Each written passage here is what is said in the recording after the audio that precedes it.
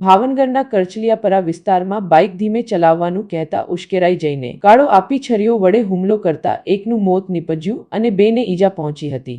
આ બનાવમાં ગંગાજળિયા પોલીસ સ્ટેશનમાં ભરતભાઈ રમેશભાઈ વાજાએ એવા મતલબની ફરિયાદ નોંધાવી હતી કે કરચલિયાપરા વિસ્તારમાં રહેતા યુવરાજ મનોજભાઈ પરમાર અને તેનો ભાઈ ગૌતમ મનોજભાઈ પરમાર અવારનવાર સ્પીડમાં મોટર સાયકલ ચલાવતા હોય ત્યારે સાંજના 7:30 વાગ્યાના સમયે ઘર પાસેથી યુવરાજ મનોજભાઈ પરમાર અને તેનો ભાઈ ગૌતમ મનોજભાઈ પરમાર બંને સ્પીડમાં મોટર સાયકલ ચલાવીને નીકળતા રોહિત ઉર્ફે ગોપાલભાઈ હિંમતભાઈ બારિયાએ બાઇક ધીમે ચલાવવાનું કહેતા બંને ઉશ્કેરાઈ ગયા હતા અને ગાળો આપીને છરીઓ વડે ધડાધડ ઘા ઝીંકી દીધા હતા। જ્યારે છોડાવવા વચ્ચે પડતા ભરતભાઈ વાજા અને મનીષાબેનને પણ છરી વડે ઈજા પહોંચાડી હતી, જેમાં રોહિત ઉર્ફે ગોપાલભાઈ હિંમતભાઈ બારિયાને ગંભીર ઈજા પહોંચતા મોત નીપજ્યું હતું। પોલીસે યુવરાજભાઈ મનોજભાઈ પરમાર અને ગૌતમભાઈ પરમાર વિરુદ્ધ ફરિયાદ નોંધી હતી, જેમાં આરોપી યુવરાજભાઈ મનોજભાઈ પરમારને ઝડપી લઈને આગળની કાર્યવાહી હાથ ધરી હતી।